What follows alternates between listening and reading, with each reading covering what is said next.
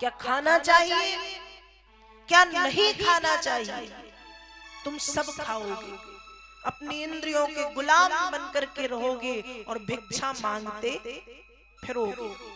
और रुद्रगणों ने भी उस सभा का त्याग किया। तो भगवान शंकर ने सती को बताया, इस तरह से आपके पिता और मेरा हो गया झगड़ा, इसलिए आपका वहां जाना उचित नहीं है। तब सती कहती है, झगड़ा तो आपका हुआ था, मेरा थोड़ी, मैं जाऊंगी, और जब मैं जाऊंगी तो मेरी माताएं मिलेंगी, मेरी बहनें मिलेंगी, मेरे पिताजी मिलेंगे, तो मैं जाऊंगी। भोलेनाथ के समझाने पर सती नहीं मानी। भोलेनाथ ने किया क्या, सोचा क्या किया जाए। तो भोलेनाथ को एक ही उपाय समझ में आया। ध्यान रखिएगा, जब किसी समस्या का समाधान न मिले तो एक ही समाधान है, मौनम सर्वार्थ साधनम। भगवान शंकर ने मौन धारण कर लिया, चुप होकर के भोलेनाथ बैठ गए कि अब तुम जानो और तुम्हारा काम जाने।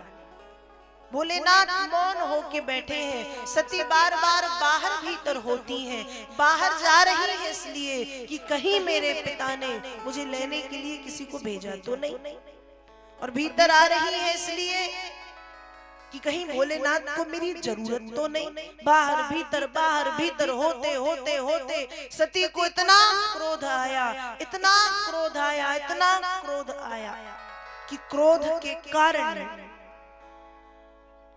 भगवती के नेत्र लाल हो गए, और भगवती ने तुरंत भगवान शंकर के मना करने के बाद भी अपने पिता के यज्ञ में जाने का निर्णय ले लिया। भगवान शंकर ने जब देखा कि सती नहीं मानी तो विचार किया कि जब बेटी पिता के घर से पति के घर आती है तो सम्मान के साथ आती है, तो जब पति के घर से पिता के घर जाए तब भी सम्मान के साथ जाए। इसलिए तुरंत रुद्रगणों को आदेश दिया है कि सती के पीछे जाओ, और रुद्रगण नंदी भृंगी श्रृंगी इत्यादि शंख घंटी बाजे को लेकर के सती के साथ दक्ष के यज्ञ में पहुंचे हैं। जब सती यज्ञ में पहुंची तो सबसे पहले पिताजी मिले, तो पिताजी ने बात ही नहीं की। बहनों से मिली सती तो बहनों ने व्यंग्यात्मक व्यंग किए, व्यंग समझते हैं ना, व्यंग कर दिए, व्यंग्यात्मक बातें की। अब सती मिली माँ से। एक माँ ही है जो अपनी संतान से निस्वार्थ प्रेम करती है। माँ ने सती को हृदय से लगा लिया, लेकिन सती को बुरा लगा है कि मेरे पिता ने मुझसे बात नहीं की, अपमान किया है। अब सती पहुंची है यज्ञ मंडप में। जब यज्ञ मंडप में पहुंची तो यज्ञ मंडप में सती ने देखा है इंद्र, वरुण, कुबेर, दिक्पाल, चतुष्षष्ठी योगिनी, नवग्रह इत्यादि सभी देवी देवताओं का आसन है।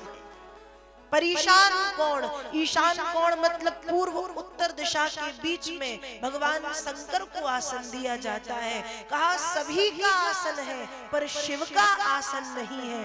भगवती सती ने तुरंत अपने पिता से कहा, तूने मेरा अपमान किया, मैंने सहन किया, लेकिन आज तू जितना ज्ञानी था दक्ष उतना ज्ञानी हो गया, तू जितना दक्ष था उतना अदक्ष हो गया है। मैंने कहा था यदि मेरा अपमान करेगा तो मैं मेरा शरीर छोड़ के चली जाऊंगी। मेरा अपमान तो मैंने सहन कर लिया, लेकिन मेरे भोलेनाथ का अपमान तूने किया। यज्ञ भोलेनाथ के बिना पूर्ण ही नहीं हो सकते, और ऐसे भोलेनाथ का आसन यज्ञ में नहीं। और तुरंत भगवती सती ने उत्तर दिशा तरफ मुख करके अपने ऊपर पीला वस्त्र डाला, दाहिने पैर के अंगूठे से योग अग्नि प्रज्वलित की, और उस योग अग्नि में सती ने जलना प्रारंभ किया है। रामचरितमानस में गोस्वामी जी लिखते हैं कि जलते समय सबसे पहले सती ने शिव के चरणों का ध्यान किया है। श्रीमद् भागवत में वेद व्यास जी लिखते हैं कि सबसे पहले सती ने चरणों का ध्यान किया। ततः स्वभर्तुश्चरुणाम्बुजासवम् जगद्गुरोश्चिन्तयति न चापरम् ददर्श देहो हतकल्मषा सती सद्यः प्रज्ज्वाल समाधिजाग्निना। चरणों का ध्यान। वेद व्यास जी भागवत में लिखते हैं सती योग अग्नि में जल रही है और जलते हुए भगवान शंकर से कह रही हैं कि प्रभु मैंने इस पापी शरीर से बहुत पाप किए हैं, अब मैं इसे और पाप नहीं करने दूंगी, इसे जला करके भस्म कर दूंगी। भ्रकुटी केंद्र होता है दोनों भौहों के बीच में।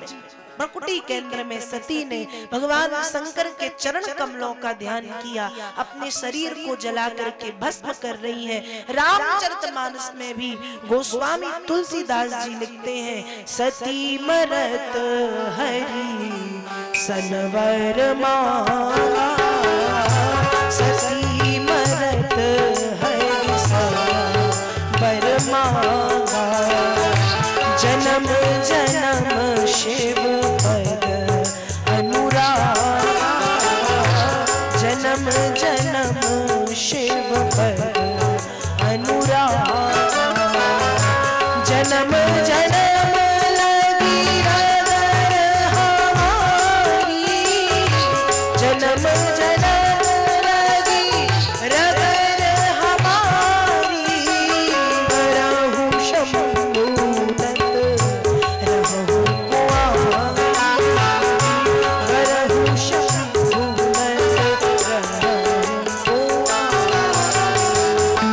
सती ने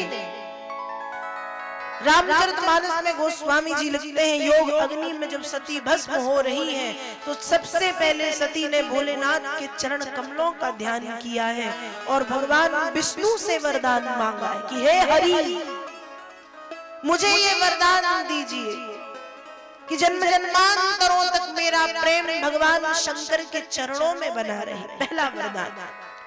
और दूसरा वरदान मांगा है कि भगवान यह भी वरदान दो कि यदि मेरा फिर से जन्म हो तो मेरा विवाह केवल और केवल भगवान शंकर के साथ हो। सैकड़ों हजारों वर्षों तक कुंवारी रही आऊंगी लेकिन विवाह करूंगी तो सिर्फ और सिर्फ भगवान शंकर के साथ करूंगी।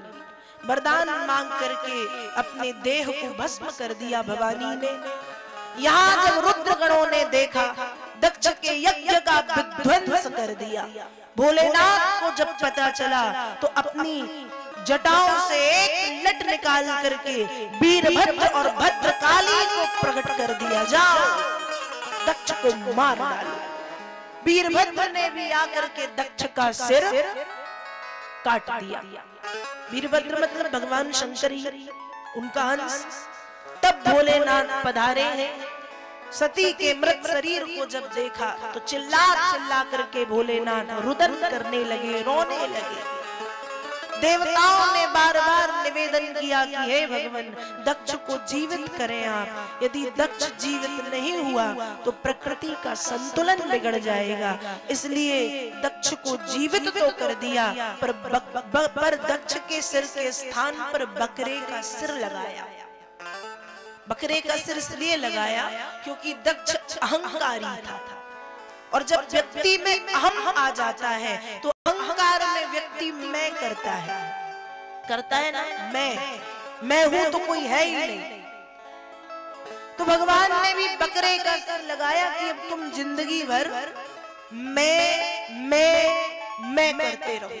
बकरे का सिर लगाया। सती के मृत शरीर को गोद में लेकर के भगवान शंकर रोते हुए संसार का भ्रमण करने लगे। भगवान विष्णु ने जब यह स्थिति देखी, ब्रह्मा जी ने विचार किया यदि भोलेनाथ की स्थिति यही रही तो प्रकृति का संतुलन बिगड़ेगा, नारायण कुछ करिए।